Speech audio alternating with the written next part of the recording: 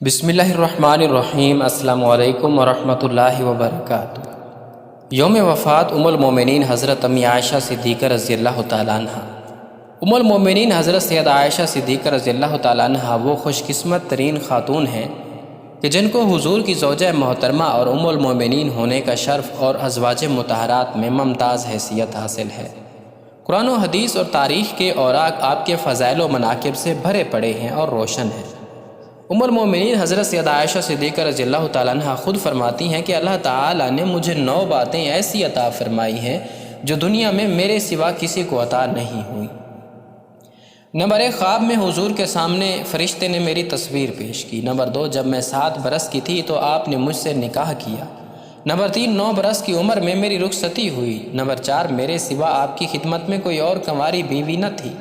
Number 5، حضور جب میرے پاس ہوتے تب بھی وہی آتی تھی۔ نمبر 6، میں آپ کی محبوب ترین بیوی تھی۔ نمبر 7، میری شان میں قرآنی آیات نازل ہوئیں۔ نمبر 8، میں نے حضرت جبریل علیہ السلام کو اپنی کھلی آنکھوں سے دیکھا ہے۔ نمبر 9، آپ نے میری ہی گود میں سر مبارک رکھے ہوئے وفات پائی۔ آپ کو حضرت عائشہ صدیقہ رضی اللہ تعالیٰ عنہ سے بہت محبت تھی۔ ایک مرتبہ حضرت عمرو ابن عاص رضی اللہ تعالیٰ عنہ نے حضور سے دریافت کیا کہ آپ دنیا میں سب سے زیادہ کس کو محبوب رکھتے ہیں؟ آپ نے فرمایا کہ عائشہ رضی اللہ عنہا کو۔ عرض کیا گیا اللہ کے رسول مردوں کی نسبت سوال ہے۔ فرمایا عائشہ کے والد یعنی ابوبکر صدیق رضی اللہ تعالیٰ عنہ کو۔ آپ رضی اللہ تعالیٰ عنہ کا نام عائشہ، لقب صدیقہ اور حمیرہ، خطاب ام المومنین اور کنیت ام عبداللہ ہے۔ چونکہ آپ رضی اللہ تعالیٰ عنہ صاحب اولاد نہ تھیں، اس لیے آپ نے اپنی بہن حضرت اسماء رضی اللہ تعالیٰ عنہ کے صاحبزادے اور اپنے بھانجے عبداللہ بن زبیر رضی اللہ عنہ کے نام پر حضور کے ارشاد کے مطابق اپنی کنیت ام عبداللہ اختیار فرمائی۔ حضرت عائشہ صدیقہ رضی اللہ تعالیٰ عنہ کے والد کا نام عبداللہ، ابوبکر کنیت اور صدیق لقب تھا۔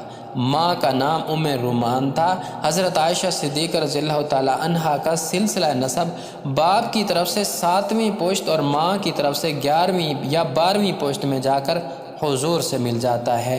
حضرت امی عائشہ صدیقہ رضی اللہ تعالیٰ عنہ کی پیدائش سے 4 سال قبل ہی آپ کے والد ماجد سیدنا حضرت ابوبکر صدیق رضی اللہ عنہ دولت اسلام سے مالا مال ہو چکے تھے اور آپ کا گھر نور اسلام سے منور ہو چکا تھا، اس لیے آپ نے آنکھ کھولتے ہی اسلام کی روشنی دیکھی۔ حضرت عائشہ صدیقہ رضی اللہ تعالیٰ عنہ پر اللہ تعالیٰ کا یہ خاص انعام ہے کہ انہوں نے کبھی کفر و شرک کی آواز تک نہیں سنی۔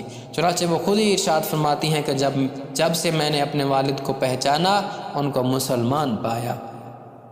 حضرت عائشہ صدیقہ رضی اللہ تعالیٰ عنہ کا کاشانہ نبوت میں حرم نبوی کی حیثیت سے داخل ہونے کے بعد قرآن مجید کا ایک بڑا حصہ نازل ہوا۔ آپ کو کم و بیش 10 سال حضور کے ساتھ رہنے کا شرف حاصل ہوا۔ خود صاحب قرآن یعنی حضور سے قرآن سنتی، جس آیت کا مطلب سمجھ میں نہ آتا حضور سے اس کا مفہوم سمجھ لیتی۔ اسی نور خانہ میں آپ نے کلام الہی کی معرفت، ارشادات رسالت کا علم، رموز و اسرار، دین کی عظیم الشان واقفیت حاصل کی۔ حضرت امی عائشہ صدیقہ رضی اللہ تعالیٰ عنہ کو علم دینیہ کے علاوہ تاریخ، ادب اور طب کے علاوہ علوم میں بھی کافی مہارت تھی۔ غرض اللہ رب العزت نے آپ کی ذات اقدس میں علم انصاب، شعر و شاعری، علوم دینیہ، ادب و تاریخ اور طب جیسے علوم جمع فرما دیے تھے۔ ام المومنین حضرت امی عائشہ صدیقہ رضی اللہ تعالیٰ عنہ جس گھر میں دلہن بن کر آئی تھیں وہ کوئی عالی شان اور بلند و بالا عمارت پر مشتمل نہ تھا۔ مسجد نبوی کے چاروں طرف چھوٹے چھوٹے متعدد حجرے تھے، انہی میں ایک حجرہ حضرت امی عائشہ صدیقہ رضی اللہ تعالیٰ عنہ کا مسکن تھا۔ آپ زہد و قناعت کی وجہ سے صرف ایک جوڑا پاس رکھتی تھی، اسی کو دھو دھو کر پہنتی تھی۔ آپ کو خدا نے اولاد سے محروم کیا تھا تو آپ عام مسلمانوں کے بچوں کو اور زیادہ تر یتیموں کو لے کر پرورش کیا کرتی تھی، ان کی تعلیم و تربیت کرتی تھیں اور ان کی شادی بیاہ کے فرائض انجام دیتی تھی۔ نبی کریم نے عورتوں کے لیے حج ہی کو جہاد ارشاد فرمایا ہے، اسی لیے حضرت امی عائشہ صدیقہ رضی اللہ تعالیٰ عنہ حج کی بہت زیادہ پابندی فرمایا کرتی تھیں اور تقریباً ہر سال حج کے لیے تشریف لے جاتی۔ حج کے بعد عمرہ بھی ادا کرتی۔ آخر رمضان میں جب حضور اعتکاف فرماتے تو حضرت امی عائشہ صدیقہ رضی اللہ تعالیٰ عنہ بھی اتنے ہی دن صحن میں خیمہ نصب کروا کر اعتکاف میں گزارتی۔ آپ کی ذات اقدس میں قناعت کی صفت اور ایثار کا جذبہ بھی بہت زیادہ پایا جاتا تھا۔ صرف ایک قسم کے کفارے میں آپ نے ایک بار 40 غلام آزاد کیے تھے۔